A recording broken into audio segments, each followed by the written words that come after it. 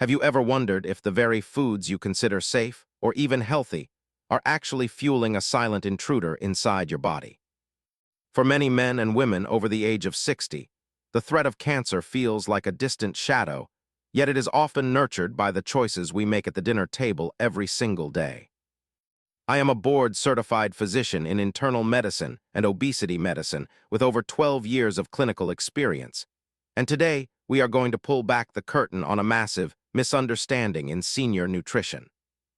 We are often told to just eat in moderation or to choose low-fat options. But what if I told you that one specific category of food, which is likely sitting in your pantry right now, is essentially acting as high-octane fuel for malignant cells? In this video, we are not just talking about the obvious culprits like cigarettes or excessive alcohol.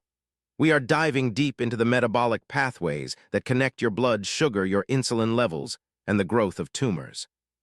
By the end of this discussion, you will know exactly which supposedly safe food you need to bin immediately to protect your longevity and reclaim your health span. This is not about fear, but about empowerment through evidence-based science, because understanding the why is the first step to changing the how. To understand how certain foods feed cancer, we must first look at the engine of the cell. Cancer cells are metabolic gluttons. They do not follow the normal rules of energy consumption that healthy cells do. While your normal cells can switch between burning glucose and burning fat, most cancer cells are heavily dependent on a process called the effect, where they ferment glucose for energy, even when oxygen is present. This means that a diet that keeps your blood sugar and insulin levels chronically elevated is like leaving the gas station pump running for a fire. When we talk about foods that feed cancer, we have to start with the concept of insulin resistance. Think of your cells like a house with a door that requires a key called insulin to let energy in. Over decades of eating refined carbohydrates and hidden sugars, those locks become rusty. This is insulin resistance. To compensate, your body pumps out more and more insulin. The problem is that insulin is not just a key for energy, it is also a powerful growth hormone. High levels of circulating insulin and a related molecule called insulin, like growth factor 1 or IGF-1, act like fertilizer for any abnormal cells that might be trying to take root.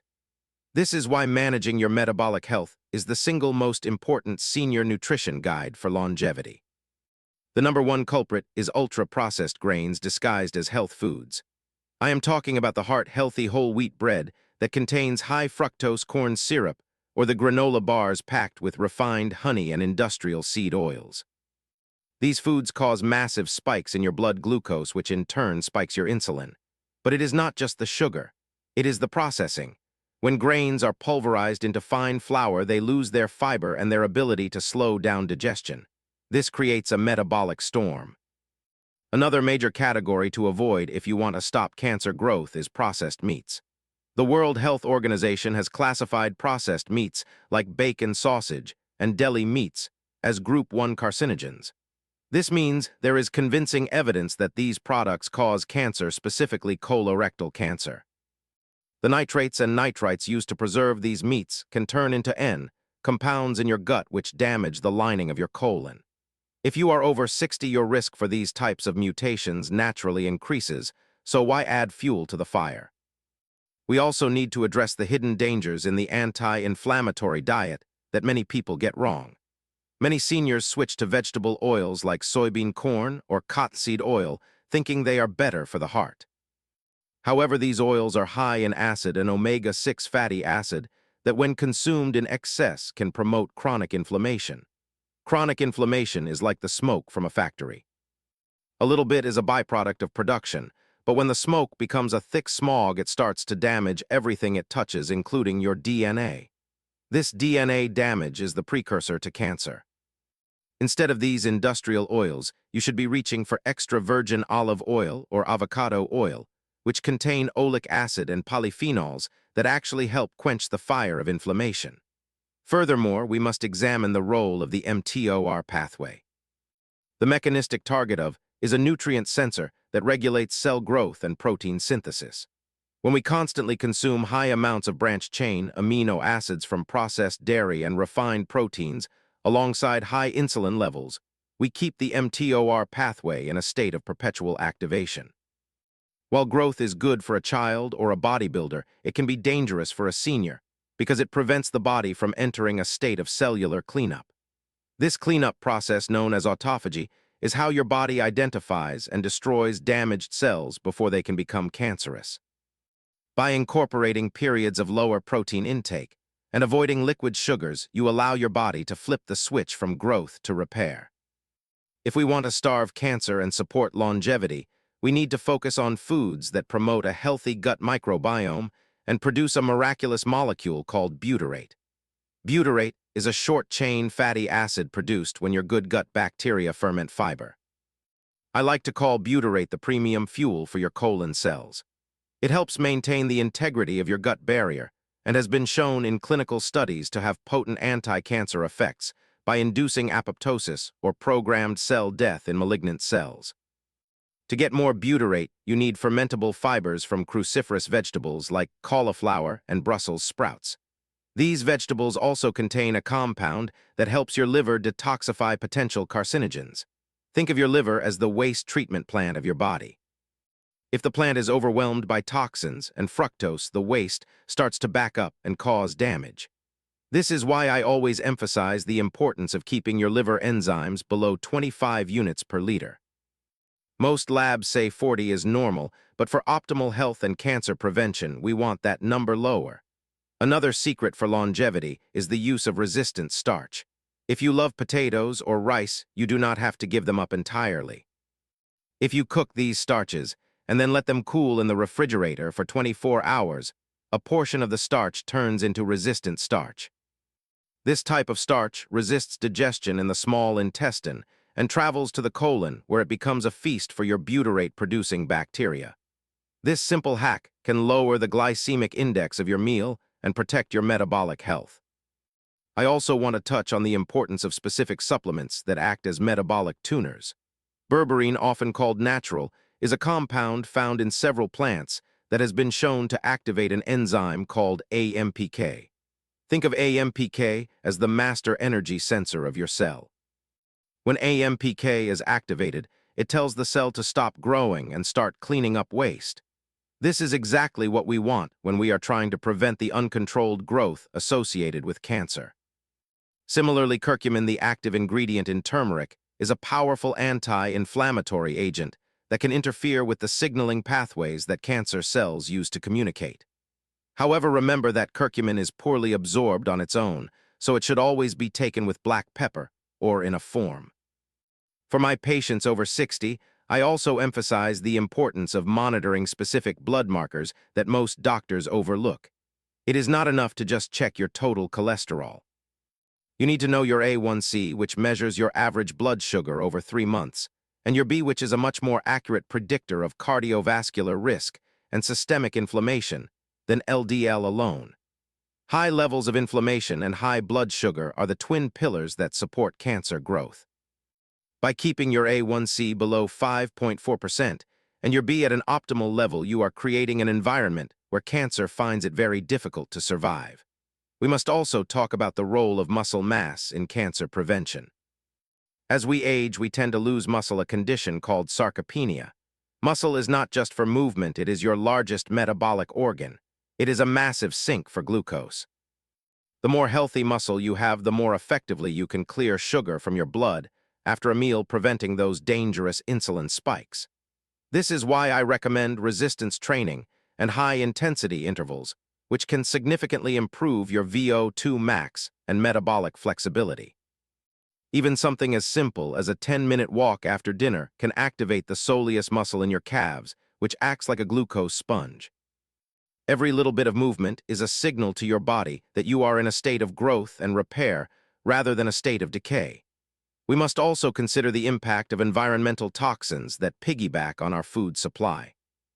Pesticides like glyphosate are often found in high concentrations on genetically modified crops like corn and soy. These chemicals can disrupt the delicate balance of the gut microbiome and lead to intestinal permeability or leaky gut. When the gut barrier is compromised, foreign particles enter the bloodstream and trigger a systemic immune response.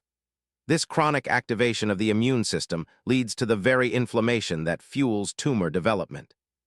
Choosing organic produce when possible, especially for the dirty dozen list of fruits and vegetables, is a prudent step in reducing your total toxic load. Furthermore, the containers we use to store our food matter just as much as the food itself. And phthalates found in plastic containers can leach into our meals, especially when heated. These chemicals are known endocrine disruptors that can mimic estrogen and promote the growth of hormone-sensitive cancers. Switching to glass or stainless steel containers is a simple yet effective way to protect your hormonal health. The psychological aspect of senior nutrition is also vital. Many people feel that at 70 or 80 it is too late to change. This could not be further from the truth. Your biology is incredibly resilient. Research has shown that even short-term changes in diet can shift the composition of your gut microbiome and lower markers of systemic inflammation in as little as 2 weeks. You are not a victim of your genetics. While your genes may load the gun, your lifestyle and your fork pull the trigger. By choosing to bin the ultra-processed foods and replacing them with nutrient-dense whole foods, you are taking back control of your health destiny. You are moving from a state of passive aging to a state of successful aging. This is the essence of preventive medicine.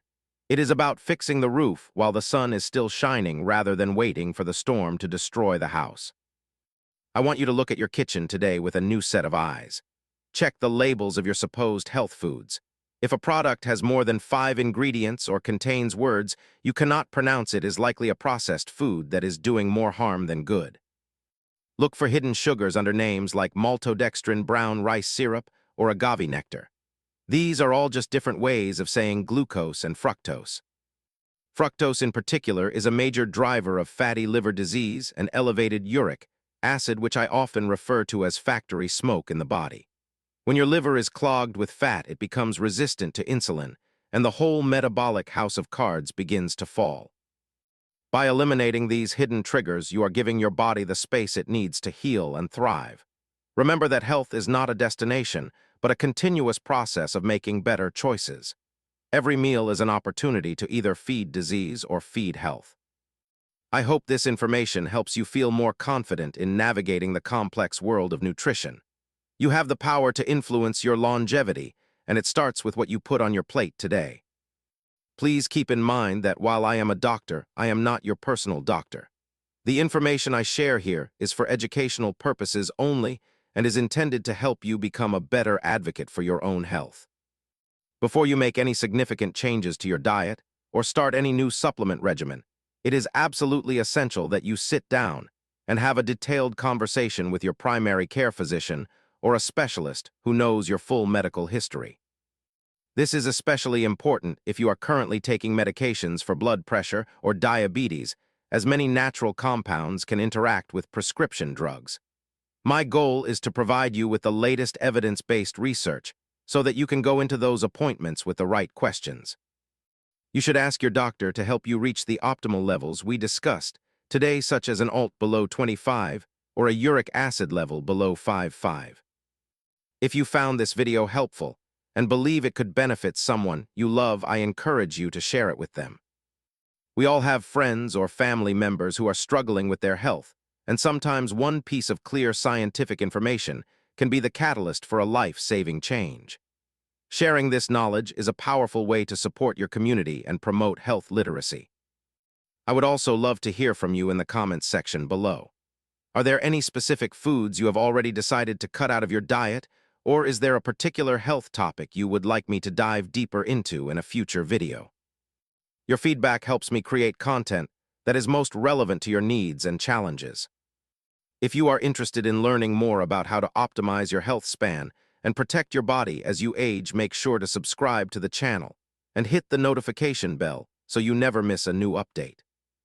We are building a community of proactive individuals who are dedicated to living long, healthy, and independent lives through the power of metabolic medicine. Thank you so much for spending your valuable time with me today. It is truly an honor to be part of your health journey. I hope this discussion has given you a clearer roadmap for how to avoid the foods that feed cancer and how to embrace the foods that promote true longevity. Stay curious, stay proactive, and most importantly, stay healthy. I look forward to seeing you in the next video, where we will continue to explore the fascinating world of human biology and the science of staying young at any age. Goodbye for now, and I will see you soon.